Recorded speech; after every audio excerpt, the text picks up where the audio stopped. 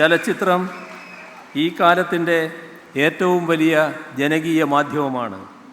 ഇത്ര ശക്തമായും വിപുലമായും മറ്റേതെങ്കിലും ഒരു കല ഇന്ന് ജനങ്ങളെ സ്വാധീനിക്കുന്നു എന്ന് പറയാനാവില്ല. അതിലെ ഓരോ അംശവും ജനമനസ്സുകളെ ബാധിക്കും. മനസ്സുകളെ മലിനമാക്കുന്ന അംശങ്ങൾ സിനിമയിലായാലും സിനിമാ രംഗത്തായാലും ഉണ്ടാവുന്നില്ലെന്നുറപ്പാക്കേണ്ട വലിയ ഉത്തരവാദിത്വം അതുകൊണ്ട് തന്നെ ആ രംഗത്ത് പ്രവർത്തിക്കുന്നവർക്കുണ്ട്.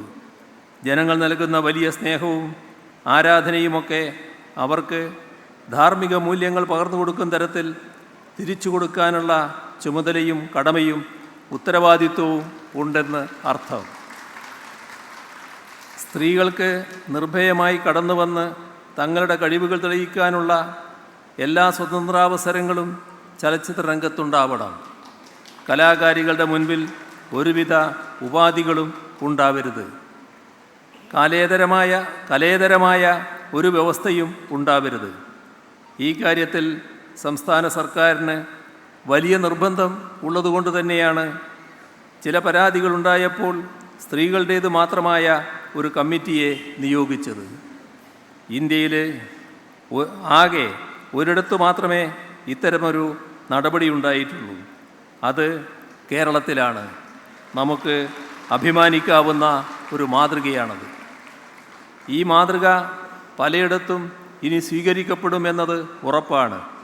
സ്ത്രീകളുടെ തൊഴിലവകാശത്തിനും അഭിമാന സംരക്ഷണത്തിനും വേണ്ടി സർക്കാർ വിട്ടുവീഴ്ചയില്ലാത്ത നിലപാട് കൈക്കൊള്ളുക തന്നെ ചെയ്യും. അവർക്ക് നിർഭയമായി കലാപരമായ കഴിവുകൾ തെളിയിക്കുവാൻ കഴിയുന്ന സുരക്ഷിതത്വമുള്ള വിധത്തിൽ കലാരംഗത്തെ ശുദ്ധീകരിച്ചെടുക്കാൻ പ്രതിജ്ഞാബദ്ധമാണ് സംസ്ഥാന സർക്കാർ എന്നറിയിക്കട്ടെ.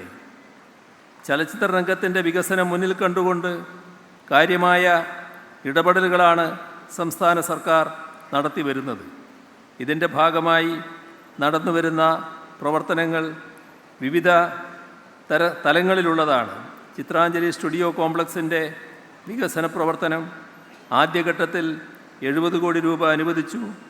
80 കോടി രൂപ ചെലവഴിച്ചുള്ള രണ്ടാം ഘട്ട വികസന പ്രവർത്തനങ്ങളുടെ വിശദ പദ്ധതി രൂപരേഖ തയ്യാറാക്കി വരികയാണ്.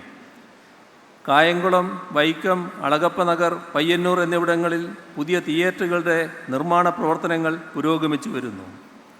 വനിതാ, പട്ടികജാതി, പട്ടികവർഗ വിഭാഗങ്ങളിൽപ്പെടുന്ന സംവിധായകർക്ക് സിനിമ നിർമ്മിക്കുന്നതിനുള്ള ധനസഹായവും നൽകി വരികയാണ്.